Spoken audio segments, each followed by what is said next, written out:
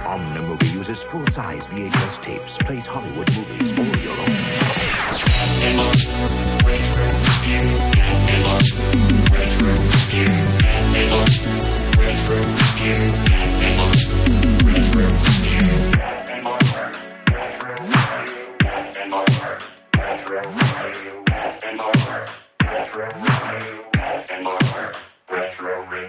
It is me, the Uncanny Valley Mark. Jesus Christ. Is this creepy? No, I find this to be totally safe and adorable. No, it's fucking horrifying. People at home, if you're listening to the show, Mark, look, Jesus Christ, the motions are so weird. Mark is coming to us live from the ninth circle of hell, or as Tim Cook calls it, the Apple Vision Pro. Dude, you look so... I'm you know what's weird? head. It's the hair. The hair and the neck is weird. Because it clearly photographed your neck from, like, one angle. Wow. What a gorgeous giraffe-like neck you have. Let's extend it further. Is this creepy? Dude, it is creepy and awesome. I'm not kidding. You honestly do. Remember the weird It's me, fucking Max Headroom. gross out angels in the Christopher Walken Prophecy movie? That's what you look like right now. Oh my god! This is so Holy weird. shit! You're not going to believe It's also weird me. seeing my digital face. I literally wrote down for the top of the show, ask Mark about Apple Vision Pro, and fucking Mark doubled shit. down and one-upped me and appeared as his horrifying Robert Zemeckis self. Well, you know, since I'm from the future, I can predict things. Mark, The stock market will go down. How does it feel? You are now a Robert Zemeckis mocap character. How does that feel? I know. I was just shitting on the guy, and now I have become one of his creations. I am become Destroyer of Worlds. That's Mark. All right. It looks like I'm fake laughing, though, so it's really bizarre. It's weird because I'm going to admit something. It is impressive, but there's something wrong about it. You know what I mean? The more you look at it, it's wrong. There's something wrong You about have been it. deemed a heretic, and you must be expelled from the universe. You know what it is, Shit, too? I float back, too. I don't think that's what it is. I just fucking cracked it. It doesn't blink. Oh, yeah, you have to really be, like, concentrated, because if it's trying, it doesn't track right blinking. Dude, I'm going to screen grab this shit for the Instagram. Oh, that looked like a ghost penis just came out of my mouth. What was that? Do you see that? Welcome to the Ghost Penis Show, or as it's known in Brazil, the Matt and Mark Movie Show. Oh, we charted again? No, we didn't. Maybe we will now. Maybe we'll chart on the Apple Podcast front, because Mark is using their products. This whole thing's a big ad for Apple Vision Pro now. Yeah. Tim Cook has a gun to my head. Please buy this. Mark, was it like Franz Kafka's Metamorphosis, where you went to sleep as a human being and woke up as this? It's like, now I'm in a different world. There's like screens all over. Wait a minute. Did you? I'm sorry. People at home, definitely watch the YouTube version of this, because you're going to want to see Mark. Mark, why did you pick that background? Because you're in like a conference room or something. I don't know, actually. I can be in the 9th level of hell. Isn't there? I was watching some video where a guy with an Apple Vision Pro put himself on the moon. Oh, yeah. How do we do that, though? I don't see any. Where's the settings? Oh, let's see what this does. I'm totally going to destroy something. Nope, that's not it. Come on, Zoom. Help me out here. Okay, while Mark figures out his background, you look like the N64 version of Mark. Let's do some quick. Oh man, those graphics were terrible. Let's do some quick housekeeping in honor of Mark being inside the Apple Vision Pro. We're gonna play something different here. Let's see, Assbot, what do you got? Give us something for Mark being inside the Apple Vision Pro. What a twist! What a twist indeed. Thank you, Asphot. So yeah, there you go. Housekeeping really quick before we get started. We are going to be reviewing, by the way, I should say, Joe Dante's Matinee. We're going to be reviewing Joe Dante's Matinee. I'm trying to get better about telling people at the top of the show what the fuck we're doing. Joe Dante's Matinee. That's what we're going to be reviewing. First, I'm going to do some other shit. Mark.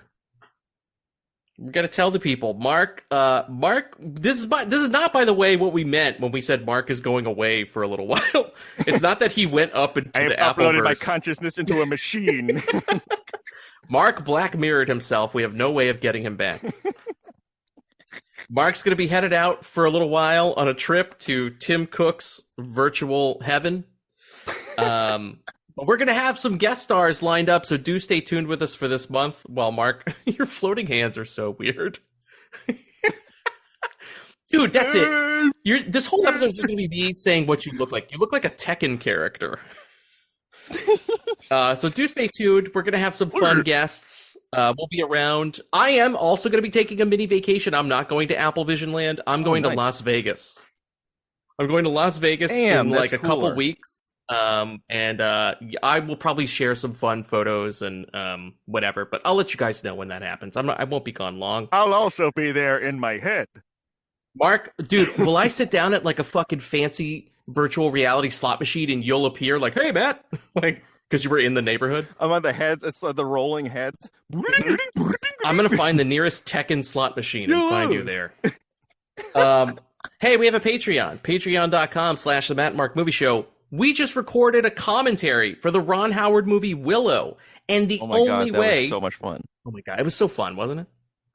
The only way you're going to be able to listen to it is if you join our Patreon. For $1, as little as $1, you can help support this show. But you could also get access to the Willow commentary. We have 2 versions of it. We have a video version. This is before Mark went all virtual. This is the real Mark is there. Or an audio-only version if you want to go lo-fi with it. But for $1, you help support our show. You get access to the commentary as well as 40-plus episodes of Get Wrecked, an exclusive video podcast. Worth checking out if you're in a position to help support this show.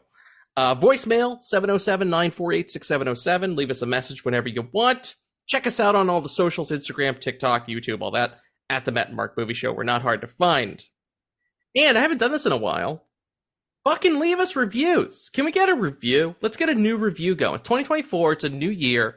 Give us a new review on Apple. Give us a rating on Spotify. Especially Apple. Especially Apple. To please corporate overlords. Give us Apple reviews. Our machine. Dude, now that you're like a virtuosity guy, can't you get into the mainframe and add a bunch of reviews for us now? Working on it now. 5 stars. 10 more 5 stars. Jesus. You are definitely going to want to tune into the YouTube version of this show. Mark is crazy right now. Crazy. That's all we got for housekeeping. Mark. Yes, sir. We're reviewing Matinee, directed by the great Joe Dante. Came out in 1993. You had not seen this movie before, is that right? I have never seen it. But you're a fan of Joe Dante's movies, right? Oh, I love his movie. I think you and I bond over that, especially. Like, my favorite to me is, personally, Small Soldiers. That one is like, I watch that all the damn time. And anytime it's on, I'll watch it. That's great like movie. To me, it's his most fun. I love that movie. I love mostly all of Joe Dante's movies. Jesus, excuse me. I had a bunch of Chinese food for lunch. I mostly love all of Joe Dante's movies, and I'm going to tell you, I've seen Matinee many times. I actually saw it in the theater when it first came out. Really? 31 years ago. That's why we're talking about it. 31 years. It just turned 31 last week. And I was like, oh my God, this is the perfect time.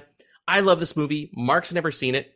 It's my like favorite Joe Dante. I would say two-way tie with Gremlins for being my favorite Joe Dante thing ever made. And I fucking love Gremlins. That's a good top 2. What about the second one?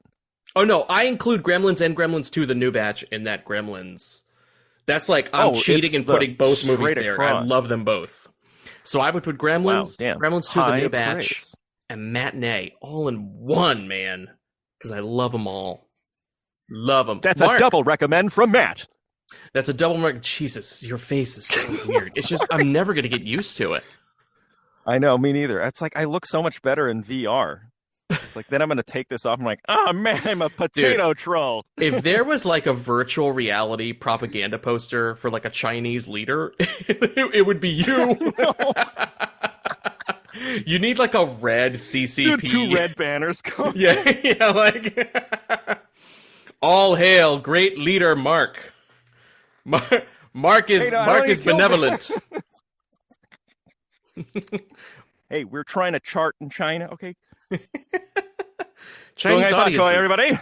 Chinese audiences, if you could hear us, please let us know. Mark, what did you think of Matinee, dude?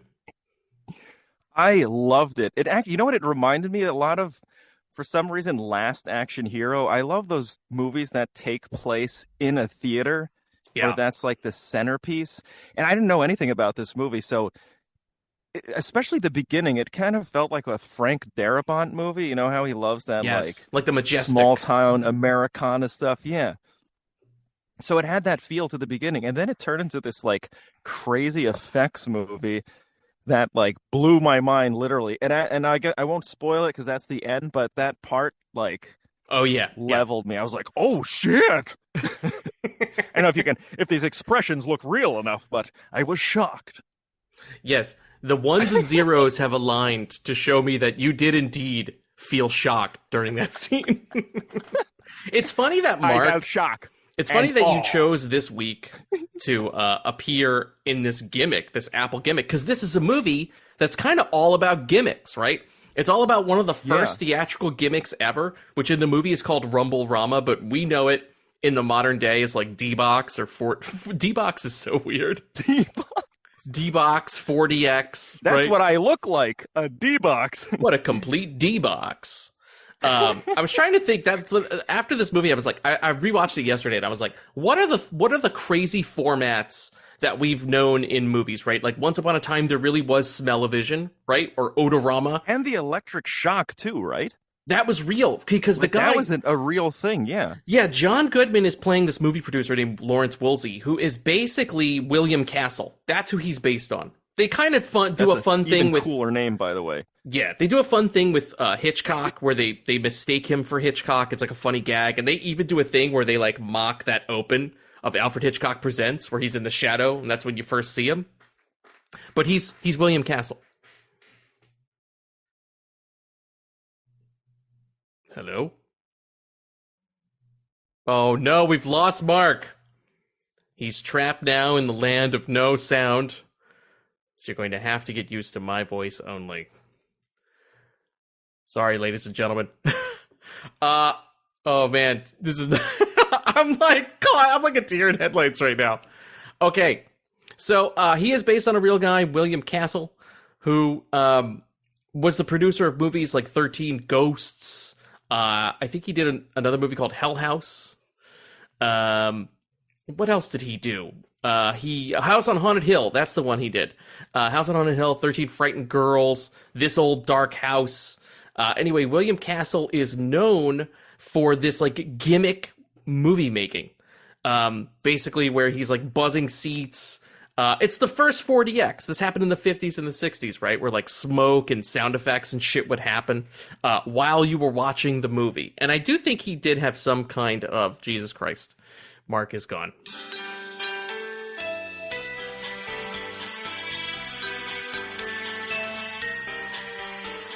Five minutes into our matinee episode, Mark's audio and video completely crapped out. Let this be a lesson to you kids. Apple Vision Pro costs $4,000 and can't do something as simple as fucking record a podcast or help you make a fucking call into Zoom. There we go. Here we go. Let's try again. Has Mark done it? It's just... Oh, there we go. Hold on. Let's try this. How's that? Technology. Nope. Oh, God almighty. I hate technology. I hate it so much. Fuck. Haku Masente! Can you hear that? Dude, This, I gotta tell you, Thanks, Apple, for all that waste. This of might be everybody's more time. interesting than our actual conversation about Matinee, because I really hate in the looking at 5 myself. minutes we spent talking about it, Mark ascended to virtual heaven and then was reborn in a caveman movie where he has no technology at all. If you weren't watching this happen, you would swear we made this shit up like it was a fucking comedy bit. It's not a bit. It's real. It really fucking happened. Oh my god. Mark, that's not just a promo. That's the actual top of the episode, because there's no fucking way I'm losing any of it. I'm not going back, Mark. We are only moving forward. Mark. No, honestly, I'm afraid that Apple is going to try to suppress this podcast now from coming out, because it was a live demonstration of their newest next-gen product failing completely. Tim Cook is going to have a fucking hit out on your life, and this podcast is dead in the water. I'm going to start my... We suddenly get the reviews we wanted, but they're all one-star reviews. I'm going to get in my car tomorrow to go to Trader Joe's to get a croissant. I'm going to turn the key. It's going to be like Goodfellas, and my car is going to fucking explode. All because I wanted a croissant. Tim Cook cuts the brakes to my truck. That's right. In Palm Springs, so the next time I'm back there, I'm just like, wearing the Apple Vision Pro while you're driving. That's your mugshot after you kill someone with reckless driving. It's you with the Apple Vision Pro goggles on your face. They're like, the guy wouldn't take them off. He just wouldn't take them off. How many did he kill? 6, 7. 7 people are dead now because you had to have the Apple Vision Pro. So, 1993's Matinee. Oh my god. My throat hurts from laughing. That was such a disaster. I don't care. I thought it was amazing. Dude, I thought I was the coolest digital guy on the planet. Dude, you were, though. For 2 minutes, you were. Then you died. Mark, you Ready Player One'd yourself into that movie, and you died immediately. Digital mushroom trip. Yeah. You died. I had an ego death digitally. I'm going to tell you. Is it weird talking to a real person? No! No, Mark, it's normal. This is what normal people do. Talking to you before, are you fucking it was kidding like me? Being in a Black Mirror episode where like it was like someone told me my friend died and they were like, but it's okay, Matt, you can still talk to him. His consciousness is inside this iPad, and every time if I want to talk to you, I have to open this magical iPad and you appeared as like a floating head and 2 Tekken hands. And I was like, I don't know what to do with this. By the way, did you like how it made me like ridiculously handsome? Dude, gorgeous you long say neck, handsome, but it gave me like meat puppet hands. Dude, it turned you into a weird character. You were like inhuman. It was crazy. Like the Uncanny Valley was real. You brought that shit to this show for real in life. Dude, that's our Black Mirror episode, is me carrying your iPad around at HHN. Check it out, Mark. Can you see the guy in the wall? Mark, want to get a churro? And it's an iPad. No, this is what would happen if that were the case. It would, first of all, be on an iPhone, and you will be like, hey, Mark, you want to relive the old times? Let's go back on that Simpsons ride. And then I get launched in the bottom of the machine, and you have this amazing time, and then you open up the thing, and I've been in the utter darkness of this thing. You're in children's Your screaming. iPad landed face down, so you saw nothing. It's just blackness. No one can see you, and you can't see anything. Welcome to the future. Oh my god. So, Mark, you liked Matinee? Oh boy.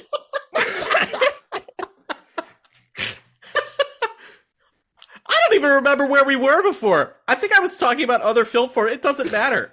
Here's all you need to know about Matinee. John Goodman is in the movie, and he's still in his amazing fat heyday where he looks like himself. Because he's coming off King Ralph. He's about to do the goddamn Flintstones movie. He's at the top of his fat game. He looks great. He is a fucking star. He doesn't have like 50 vaginas on his neck. No, he just looks like real. He looks like a person.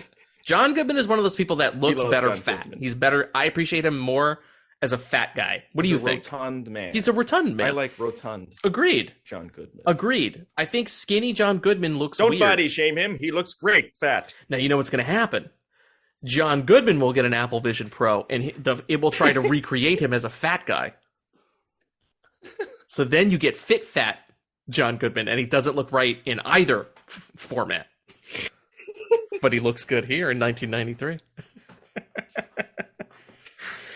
Mark, what did you think? We were talking about the fusion of technology. That's right. That was used in the movie to recreate these creative shit. That's right. Technology and cinema. That's right. Thank you, Mark. Now I'm remembering. We talked about Odorama. We were talking about Screen X. Screen X, the dumb thing with the 3 screens. D-Box. D-Box. What a D-Box. Oh, I've never seen that one. You've never seen D-Box or Screen X? No, that Screen X. You said there's 3 screens? It's like 1 screen in front of you and 2 screens on the side. I think it's supposed to be like... shit. It looks like shit. It looks like exactly what it sounds like. They don't curve it at all. They don't make any effort to curve it. It just looks like a screen in front and 2 screens on the side. I don't know who's looking to the right so they could be like, Chris Pine is in front of me. What's over here? And it's just a tree. You know what I mean? I don't know who's looking that way. We've got D-Box, which I think is just 40X. Did you see the side view action? All D-Box is just the seat moving. It doesn't have any... 40X is the ultimate. Oh. Like, there's it doesn't D-Box. have the bum spray? Yes, there's no bum spray. Actually, you might like D-Box a lot. There's no bum spray, no gunfire, and no lighting effects. It's just the seat moving. That's it. I like how you called it bum spray, because Mark, if old school listeners know, he used to call it bum cum.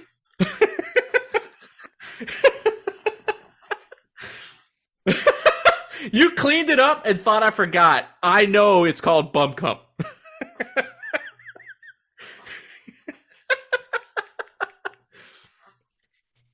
This movie presents us with a 40X of the 60s, which is called Atomovision and Rumble Rama. There are two things. I don't know what to do anymore. This whole episode has been completely derailed. I'm like, I don't know what to say. The movie's really great. It's a classic. No, I watch it. Movie. I thought it was awesome. The movie. nuke going off was insane, and you have like Robert Picardo as this like crazy doomsday prepper that's for some reason he's underneath the theater. Yeah, I love that storyline though. You've got all the great Joe Dante players. You've got Robert Picardo, who's also in Inner Space, a bunch of other movies. He's in Gremlins 2 as well. You've got fucking Dick Miller, the man, Mr. Futterman from the Gremlins. He's like my favorite guy. Did you notice Dick Futterman? So Dick Futterman is one of the 2 guys protesting the movie that clearly works for John Goodman. Oh, that's but then later in the movie, those, like, horrific suits. In the movie within the movie, he's the army guy carrying the bag of sugar to show you that he's also an actor, which is one of my favorite bits in the movie. Yeah. There's also John Sayles, who is a writer. He's Dick Miller's partner in the movie, but he helped write Piranha, which is one of the first Joe Dante movies. I think might be the first Joe Dante movie. He's a writer. And James Cameron's second movie. That's right. Oh, yeah. Well, he didn't write Piranha 2, right? But he wrote the first Piranha. James Cameron's first movie was Piranha 2 this morning. And Omri Katz, the kid who falls in love with the crazy girl with the psycho boyfriend, he would go on to be in Erie, Indiana, the Joe Dante show from the 90s that's fucking awesome that nobody remembers. Oh. And if you can watch it, I think, on Amazon Prime. It was a big deal when we were kids on Saturday morning. It was like a live action show. It was like Twin Peaks for kids. It was like this kid moves to a new town called Erie, Indiana, and he finds out that everything's fucking weird there. Like, each week was like a different Twilight Zone-esque reveal about the neighborhood that he was in. That's cool. But it was created by Joe Dante. I think some of the episodes were directed by Joe Dante. It's worth checking out. By the way, did you notice like how good he is at directing kids?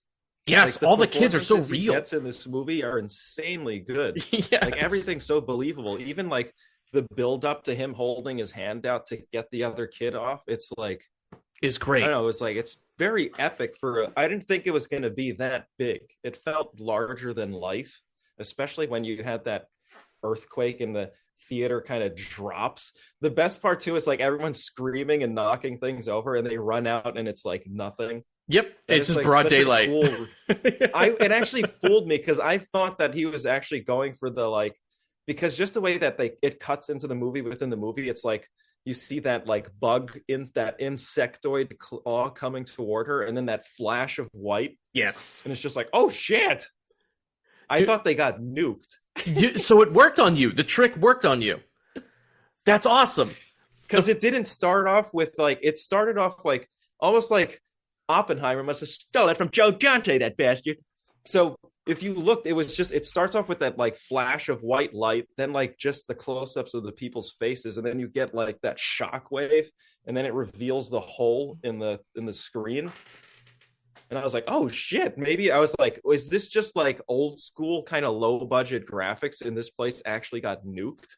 Oh, because it does, like, he plays it out as such. I also could have the trick that works on me is that I always think it's like a Universal Studios thing where he's using like two screens, like he somehow moved a screen to have a screen get burned out to reveal another screen behind it with the mushroom cloud. But it's even cooler than that because it's just a bunch of different projectors that we see revealed at the end of the movie that turn off one by one in a grid. Yeah, that was really cool. It's a really cool effect. Yeah, the movie's loaded with great effects. But I have to say, I like that they explain how things work too, so you're not like, so it's very grounded. Yes, it pulls. Yeah, it shows you how the movie magic works, which is kind of awesome. But my favorite thing, the movie overall is fantastic. But my favorite thing about the movie are the movies within the movie. I really want to talk to you about Mant, and I want to talk to you about, I believe it's the shopping cart, like My Uncle the Shopping Cart, which is like really funny. It's like his riff on like old Disney movies, like Herbie the Love Bug or like the Shaggy DA, where it's something stupid. Where like there's like a guy who turns into something. It's like that fucking. It's like a fucking. It's like a Rob Schneider joke from South Park with like, Rob Schneider's a carrot now. Like that was like the original version of it. It's like this guy's now this other stupid object now. But he recreates that so well, and fucking Naomi Watts shows up in the movie within a movie. I was not expecting that. This movie has a really cool cast. But yes. Mant to me was awesome. That was actually because it looked like it was of that period. The black and white stuff in this movie looks like it's from that period. Yeah. It's insane how good they did a job they did at recreating that look. Like, because, you know, it's always like, even, you know, what's crazy? He was able to do that in this movie, but like when we went to see like Ferrari, it's that first scene of just Adam Driver floating in this like sea of grain. Oh, like, yeah. How does it like, how did he do it better? That was Adam Driver in the Apple Vision Pro, except his was made to look like he was in a fucking race car. That's how that was. Dude, that's exactly what it looked like. I actually own the Shout Factory Blu-ray of this, the special edition. And if you have the special edition, it has, as a special feature, it has the full movie of Mant. Oh, really? That you can watch as its own thing, which is like, I think roughly 30 minutes. They shot 30 minutes and they cut it together like a real movie. Yep, beginning to end. Yeah, it's not in like a fake Mortis or anything. It's not like on a fake movie theater. Like, nope, it's the movie. You watch Mant, and I actually watched it last night. Really? After I watched Matinee, I watched it as like a full movie, and it was great. I mean, it definitely is missing some bits because they didn't need to make the entire film, right? But when it's stitched together, it actually kind of works because you know the beats like from the movie. Story. Yeah, totally. Because by the end, you know, it raises in stakes, right? That's what it is. The guy is like half man, half ant. Then he goes full Mant. Then he grows to the giant. So you can track his progress. So that's why it feels like a completed movie, even though it's not. It's only 30 minutes long. It's fucking amazing. Love that. It's hilarious though when she's down below and he's crawling on the building. What is his name? William or something? Willie. She's like, Willie. Bill. I call him Bill. Ant. Yeah. I love how also that actor who plays the ant doesn't care. Like that being a gag in the movie where they keep asking him stuff where like his lines, he's like, oh, who cares? Like everybody else is really delivering their lines and that guy sucks. Like he does it crappily on purpose. It's so good. Oh man, I had a blast with that movie though. It was super fun. Like everything about it was great. I was think afraid I you might weren't even- going to like it. I'm actually not even joking. I may even put it above Small Soldiers. It's great, right? Because It it was feels just like like- it's yeah. It's just like a it's like a very because everything nowadays, even comedies, still has like a very dark edge. It's nice to see something that's just nice, you know? I mean, Yeah. it has like the horror elements and stuff, but all the characters are decent. They all have like if you had that John Goodman's character today, he would be like some creepy sleazeball or something, you know what I mean? Yeah. But he's actually like a good guy. And Yes. he like They make him actually sympathetic. you know what? That's another thing too. It's like it takes time to show. It's like, hey, look, this guy's like hanging out with a kid, sort of like a mentor, and is like not a piece of shit. That's kind of awesome, actually. I don't really see that in movies. Yeah, you're right. nowadays, If was they very made a movie refreshing. about a horror movie producer today, they would make him a sleazeball. He would be like a Jason Blum, or they would make fun of him and he would be like a clueless idiot like M. Night Shyamalan who's like up his own ass. Like they would do something to mock him. He wouldn't be written as likable as John Goodman is in the movie. That's absolutely true. Yeah, he's actually really likable, and you never question either. I never Yes. thought it was like, oh, this is just some like sleazebag Hollywood guy that's just there to take advantage of a town. He actually wants to like really entertain people, and like it's funny. He's like if it's like if Tom Cruise was that size and he couldn't do stunts, he would do it at the theater level. You know what I mean? Yep. He would just be like, okay, I can't do the stunts, so the whole audience is going to be in the stunts, and they would just be crazier and crazier. So it's like he's a guy that loves entertaining people to a degree where he keeps coming up with even like more insane ways to like get a crowd wowed. It's such a cool character to root for too. Yeah. It's like you want his thing to be successful because he's kind of like banking on it too. Yes, yeah, because he's always kind of losing money, or you get the idea that like he takes his show on the road, but he hasn't gotten any kind of status. Like he's well known, but he's like he hits his girlfriend up for money because he doesn't have money. Yeah, All these people is want to kinda sue sad, him. too. Yeah, it's kind of but awesome. it's kind of like, but it's neat because it's sort of like you are rooting for him because it's like you want him. It's his last ditch effort to put all of that. He reminds me also of like Francis Ford Coppola. He's willing to like sacrifice his entire net worth to make something crazy and awesome. And you really have to respect people like that. He's like a Jacques Tati kind of guy almost. Like people to fucking sit, like those kind of guys that will like, Why? That was so decimate funny. their life savings. He's like a regular Jacques Tati.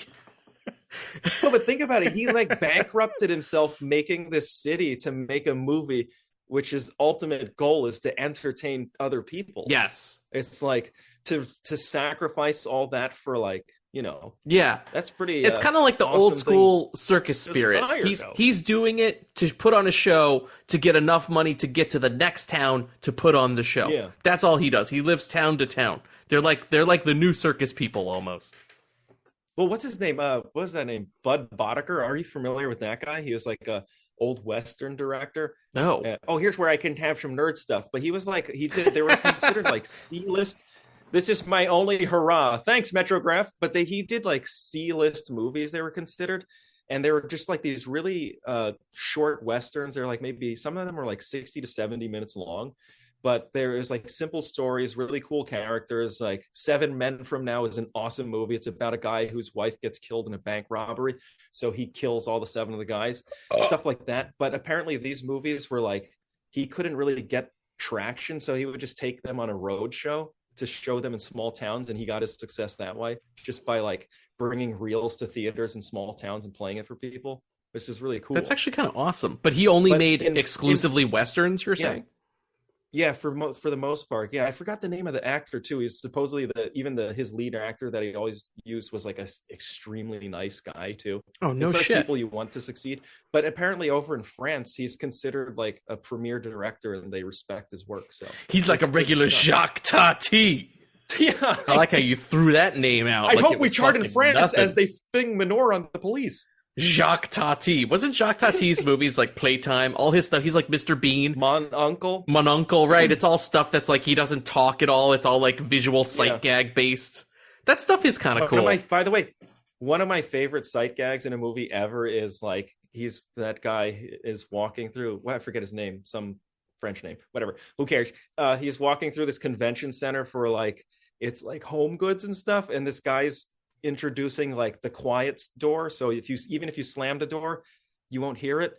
And then for some reason there's some internal turmoil and like the two employees start yelling at each other and then they start slamming the door, but you don't hear any sound because it's a quiet closed door. So it's so unsatisfying when these people leave and slam the door and it's just no sound. And that's Jacques Tati? I don't think I've seen that. I think I've maybe only seen 2 Jacques Tati movies and I don't remember either one that well. Dude, he like shot in like 70 millimeter too and some crazy shit. Really? The French will let you do that, man. They're like, he is our prize comedian. We must give him the best cameras, the best film. Yeah. By the way, would it be funny if I got all this shit wrong and I was remembering everything incorrectly? I hope so. I hope it's all wrong. It's all misinformation. And they're all shit heels. Bud Boddicker was a fucking molester who made. He's a town-to-town serial killer. He's a town-to-town fuck up, basically. He accidentally burned down a studio. That's what he was known for. You're going around singing his praises. He's just a small town hero. Oh, man. Meanwhile, also John Goodman's character is a piece of turd, too. John Goodman's character, Lawrence Woolsey, is an amazing human being. Mark, you know what's crazy to me, really quick, is that all the kids in the movie, speaking of the kid actors, all the kids in the movie went on to do things. Like the hippie girl that he likes that gets stuck in the bomb shelter with him, she went on to be in Mrs. Doubtfire. Omri Katz, the kid who hooks up with the crazy girl, went on to do Erie, Indiana, Hocus Pocus. That's who he is. He's Max from Hocus Pocus. And a few other movies, right? Then you've got the girl, the crazy girl with the psychotic boyfriend. She was part of a big-time show in the 90s, I think, called Life Goes On, where she was like a big, kind of a soap opera star. Everybody was like a big kid, except the main kid in the movie, who I think went on to do nothing. I think this is like the only thing he did. Matinee. Wow. And he's good. That's not a knock on him. He's good, but it's just crazy that all the other kids in the movie went on to have these careers, and that kid kind of just disappeared. Actually, what the fuck happened to that kid? He got burned out. He's like, he's on heroin strung out behind the studio. He's like 13, though. He's like, don't fucking tell me. I got a job. Wait a minute. Simon Fenton is his name. And let's confirm he's this. On fentanyl. He is. Oh, you know what? I lied. He did a couple things, but they're things that nobody knows. Like, who the fuck knows any of this? This whole episode is lies. This whole episode is in the toilet. Hey, Mark, I'm going to name some Simon Fenton projects. I'm going to see if you know any of them. Ready? A TV series called Grange Hill. You ever heard of that? Huh? Okay. No. Mark, have you ever heard of a TV series called Harbor Lights? No. How about a TV series called Star Hunter? Never. How about Star Hunter Redux? That's really? real. That's real. That's real. Mark, the only other thing he's been in, according to IMDb, that I've heard of is Band of Brothers, and I don't even fucking remember him in Band of Brothers. That's a good one to be. That's a good credit to have. But I argue, is it good if no one fucking remembers that you were in Band of Brothers? Wait, who? Do you remember which character he was? I can look it up on IMDb. I didn't know this. I'm fully admitting. I'm looking at IMDb. It says he is Gerald J. Lorraine. He's only in one episode. The second episode. Oh, shit. Gerald J. Lorraine is the character he plays. Gerald J. Lorraine. He is with Jacques Tati. Mon oncle. Oh, that Jacques Tati movie. My favorite. So yeah, I guess that movie didn't exist at the time of the war. Yeah. This whole movie has so much misinformation for me. It's all misinformation this week. Every bit of this is just misinformation. Thanks, Apple. Fuck you, Apple. Mark, there's a red dot on your forehead. Oh God. Mark, do you have anything else you want to say? I feel about Matinee. I feel like we talked about Matinee for like 5 minutes. I'm so sorry. I'm like, that is completely my fault, and I apologize to the audience profusely for that fuck up. It threw me off so hard. I'm like, I don't fucking know. I don't remember where my train of thought was headed. I don't know where anything is headed. Like, it threw me off and then It gave you allergies. It did. All of a sudden, I like became I was just like, I lost all train of thought. I was like, I don't know what to do here. It's like, You know, it'd be funny. I if froze. The next time you know, it'd be funny if like this is what happens. I go to Singapore and then like I don't know what's going on because I'm like, you know, in a different time zone, and then I come back and it's like this episode has fucked you up so much that you had to like go on some like spiritual retreat. I had to go like detox, super long beard, technological like, detox. I'm like Jared Leto. You have like one of those things, the Buddhist, the singing bowl. Wee, wee, wee, wee, wee, wee, wee, wee, wee. That's what those are called. It's very Jared Leto-y of me. Yes. We used to have a Jared Leto soundbite. I don't know if we have it anymore. I hope it's from that movie that I love. I think it was him as the Joker. Here it is. Blah, blah, blah, blah, blah, blah, blah, blah, blah. All of that chit-chat's gonna get you hurt. There you go. Jared Leto with the singing bowl. I also like that it is a really long It's clip. super long. It's the longest clip. I apologize, ladies and gentlemen. I am completely derailed. I don't know where to go from here. I'm like, we did the review, No, I it's really- think. I was just about to thank you for at least I got to see a truly amazing piece of work from the genius Joe Dante. Great movie, Joe. I don't know. I'm completely thrown. Great job, Joe. I had a lot more to say, but I'm just so flustered. I'm like, I don't know. It's just, it all left my brain. Like, it all left. What's your favorite scene in the movie? Oh, no, we're still going?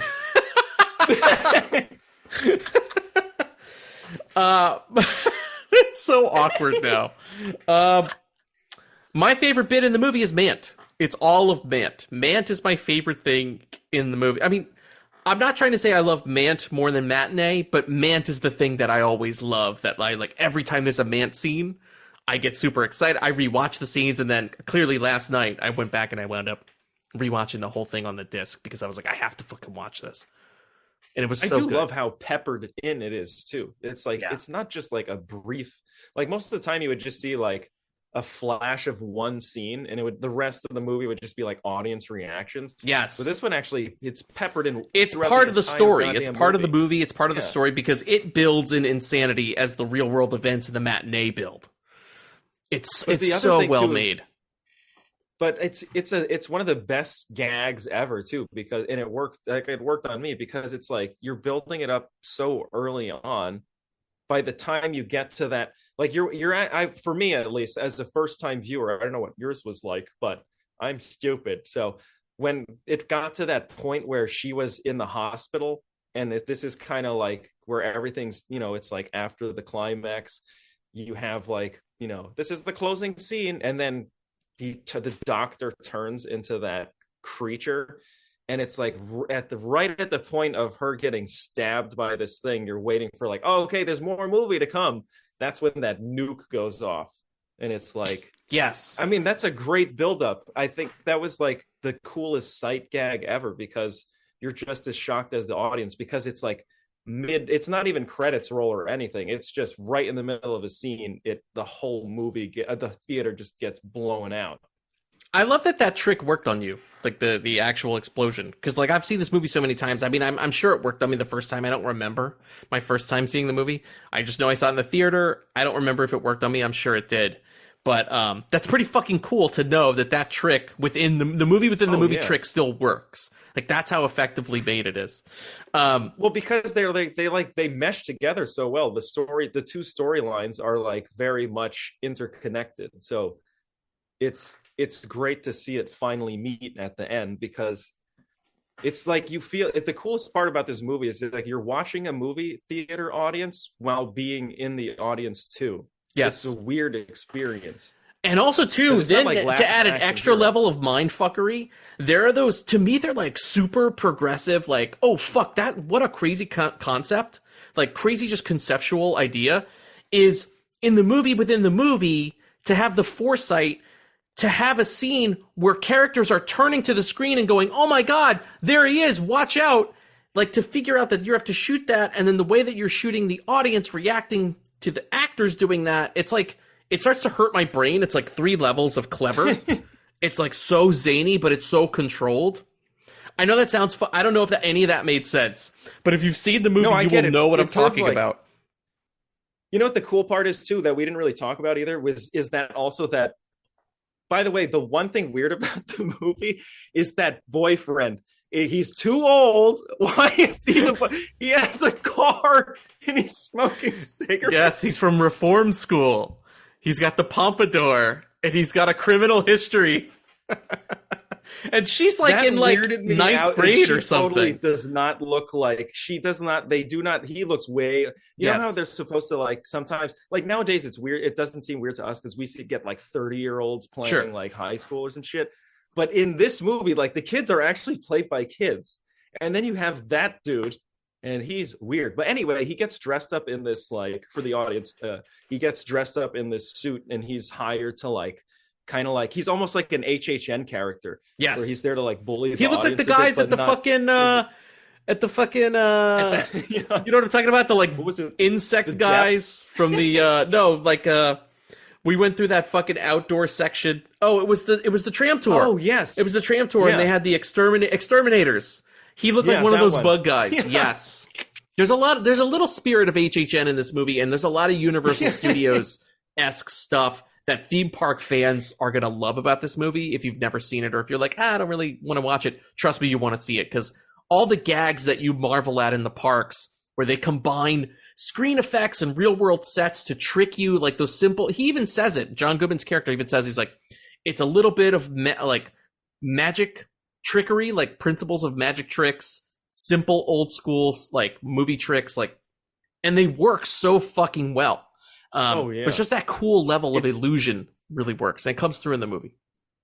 You know what it reminds me a lot of, like, you and I love that Transformers ride. Yes. So this movie is like you're watching someone's experience of that. But it's like, it's taking that, how that Transformers ride is like over in like 2 seconds, but it's like, for this audience, they're watching that for like over an hour, which is really cool. And then also you have that storyline of like the boyfriend coming out and then punching that kid in the face. Yes. And the other thing that's weird is like he still looks so much older, and it's like a college student punching a high schooler. It's just crazy. And then John Goodman has to come out. It's got like slapstick comedy. It has like this movie has everything, and it has great, in typical Joe Dante fashion, it has some of my favorite running gags. That, like, I love the gag that Lawrence Woolsey's girlfriend is dressed like a nurse and is trying to scare people into having them sign a waiver to get them all scared before they see the movie. But then real world accidents happen, and like a kid will come up and be like, help, nurse, I scratched my elbow. And she's like, yeah, bye. Like, she pays no attention to them. And the accidents keep getting worse. By like the 3rd time she sees somebody, it's like a real injury, and she blows it off because she's not a real nurse, but she can't tell people she's not a real nurse. It's a fucking great gag. It's so good. I love that bit. It's so stupid, but I love it. That's just like a great running bit. But it's like, it does feel like it's paying homage to like those old school slapstick movies, bits like that. You watch like Laurel and Hardy and like the Abbott and Costello. You have like the people playing just complete idiots, and it's great. They're always like the most fun. What about you, Mark? What was your favorite scene in the movie? I love that nuke scene because it's like the perfect combination of, I know I've been like looping myself talking about this nuke scene, but it is awesome. It's a great build up to the movie, and it's like the perfect way to end it too, and has like great moments for the characters. But it just, like, the effects are done well, the acting is like awesome, and then just getting to see the effects that Woolsey's trying to incorporate into this theater actually work and terrify people. Because when they run out of the theater, it's not like, hey, well, let's just run out, like, that kind of joke. These people are like legit terrified. Yeah, and, like, so when they come out, it's actually very other. Sweet. They're like really happy to be alive, and it reinforces something that John Goodman said earlier in the movie. He likes to scare them, take them to the edge, so that when they come out, they appreciate their real lives again, right? And you would think that sounds like a really saccharine idea, and you would think I would hate that. But I actually kind of love it. Like, usually when a movie, when like a critic, I want to see how you feel about this. Because like sometimes when like a critic or I read, a story about a movie, it's like, it's a love letter to movies. I'm like, oh, Jesus Christ. I'm already like, whatever, get, up your own ass. I don't want to hear about this. But you're right. This movie is a love letter to movies that I think works as a movie. Same thing with Last Action Hero, a love letter to movies, which also works as a movie. Yeah. There aren't many of these because I think that these are true love letters to movies because they're not just emulating classic bits of movie history. They're also living as their own movie to give you an experience right now rather than just leaning on that. And I think a lot of the majority of when some asshole says to you, it's a love letter to movies, I guarantee you 8 times out of 10, unless the movie's Matinee or Last Action Hero, it's going to be a fucking sham. And it's going to be a movie that just exists for them to just lean on a bunch of shit you've already seen. You know what I mean?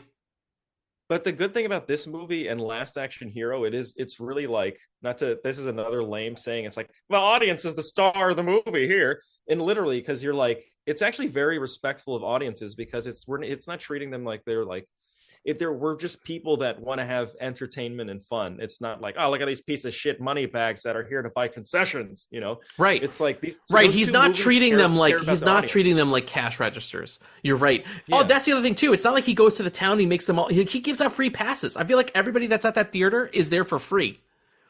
Right? Doesn't he come across almost as like a Willy Wonka-esque character, and he's like very generous with these things? But the funny thing is, like, the other neat thing is that it just shows you his true characters. Like, he's borrowing money from his girlfriend, but he's not doing like anything horrible. He's doing all this stuff, but he's also giving people like, tickets for free. Like, when he probably needs that money. He clearly needs the money because they're going to fucking sue him. He's got no money to get to the next town. But then it's funny because you could tell he closes the deal because by the end of the movie, he's got a different car, a nicer, newer car, and he's dressed in like... I love that line, by the way. He's in like a sea captain's hat for some reason. I think because he thinks it looks fancy. He's like George R. Martin. Yeah, like he definitely got money. He got money.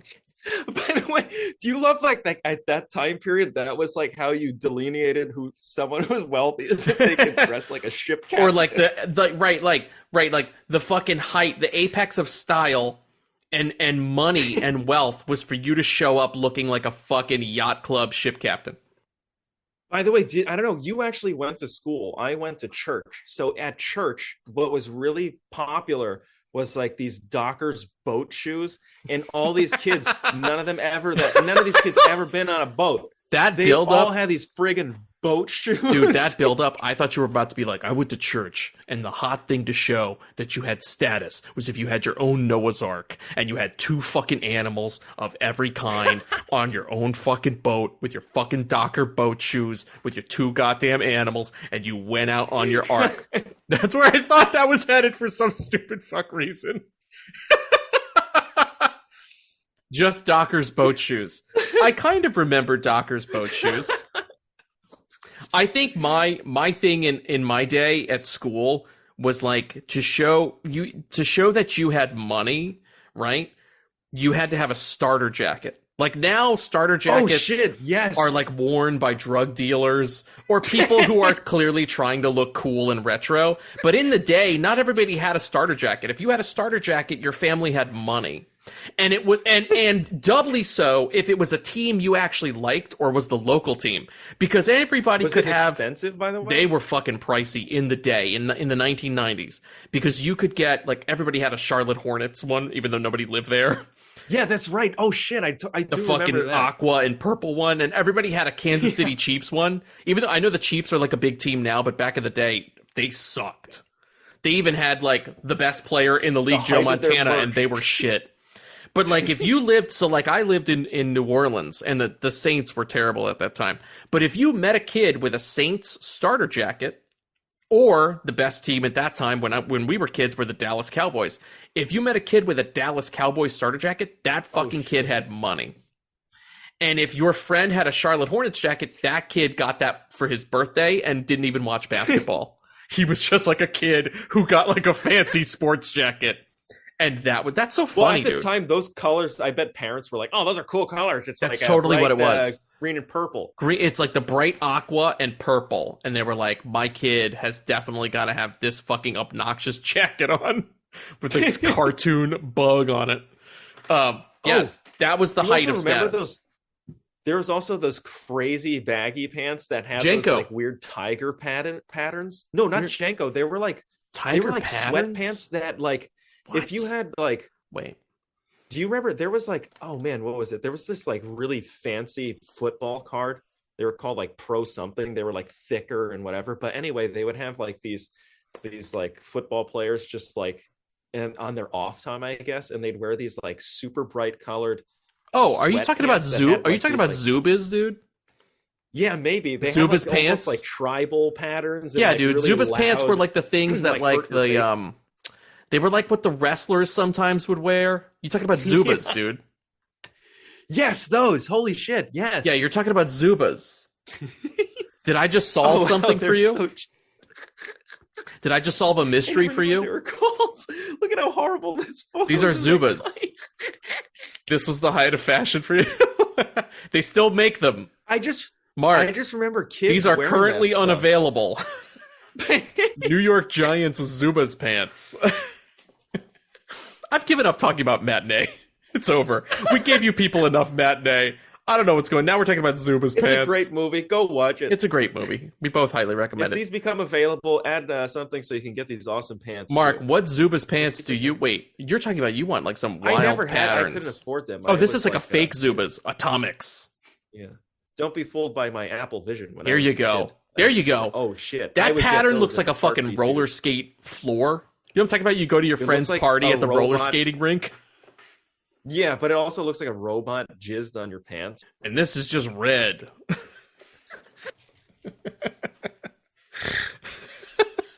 Which Zubas would you get?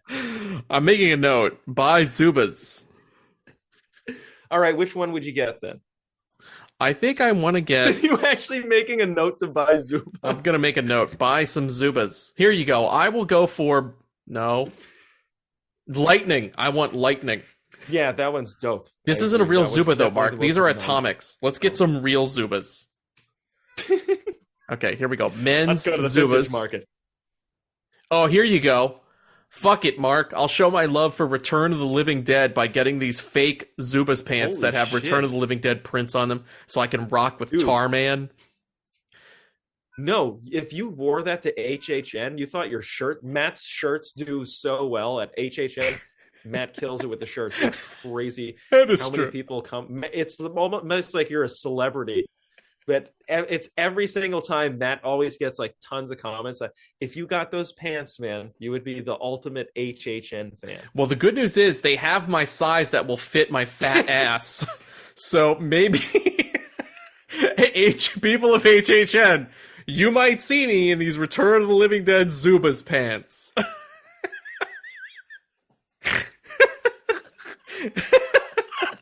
The only time that anyone ever comments on anything, because you see how I dress like a fucking bum.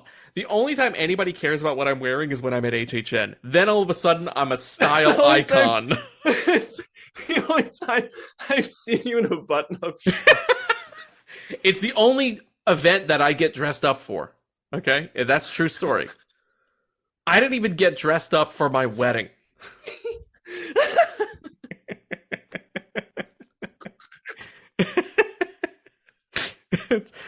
Dude, these Zubaz Return of the Living Dead pants are only $35. Guess what? I'm fucking buying them after the show.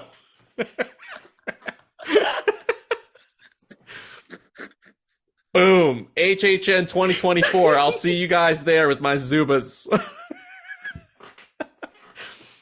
They're gonna glow, too. They're gonna be so obnoxious in the black light.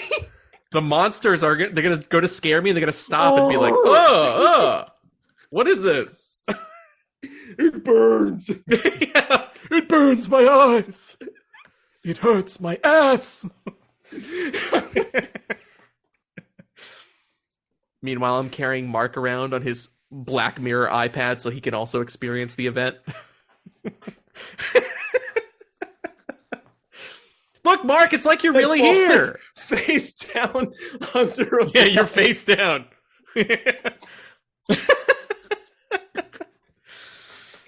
just my luck. Here I am again. Can't see shit. Must be on the Simpsons ride. Okay. I think that's it for our matinee episode, ladies and gentlemen. Mark, I think I speak for everybody on the main show. Have a great trip. Good luck in your Apple Vision Pro life as a Tekken character. I hope you beat the bear. Hey. Isn't there a Tekken character that's just a bear? I hope you beat that fucking bear like senseless. I know there's an insane old man with crazy strength, and I aspire to be him one day when I'm old. Okay, well now you are on your way because you actually have become a Tekken character inside Apple Vision Pro. So yeah, there you outside, go. I'm just gonna be this scrawny mess. Mark won't be here for the rest of the month, but we will be. So come on back. We'll be back next week with a fun guest star. Until then, we're out of here. Peace.